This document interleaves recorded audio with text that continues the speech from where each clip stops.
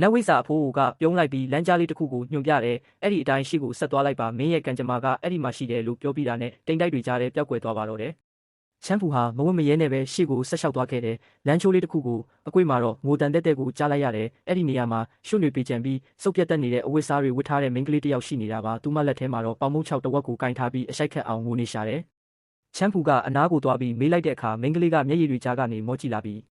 အကိုကျမနာမည်ဆွေးဆွေးပါကျမတို့ရွာမှာငတ်မုတ်ခေါင်းပါမှုတွေဖြစ်လို့မိဘတွေလည်းငတ်ပြီးတေကုန်ကြပြီးကျမလည်းဒီဘက်ကိုပြေးလာတာအစားမစားရတာလည်းရက်ပေါင်းများစွာရှိပါပြီလို့ပြောပြရှာတယ်။ချမ်းဖူဟာသူ့ဘဝအခြေအနေနဲ့နတ်ဝိဇ္ဇာအဖိုးအိုရဲ့စကားကိုပြန်တွေးမိပြီးတက်ပြင်းတစ်ချက်ချလိုက်တယ်။မင်းမကန့်ကွက်ဘူးဆိုရင်ငါနဲ့အတူအိမ်ကိုလိုက်ခဲ့ပါငါမှစားစရာတလုပ်ရှိရင်မင်းကိုလည်းငတ်မထားပါဘူး။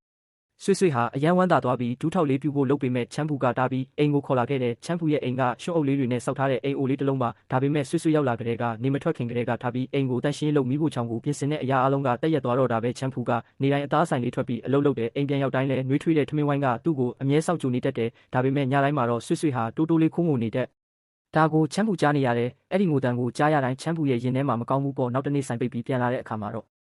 နောက်ထပ်ဘာတွေဆက်ဖြစ်မလဲဆိုတာကိုတော့နောက်ပိုင်းမှာစောင့်မျှော်ကြည့်ရှုပေးပါဦး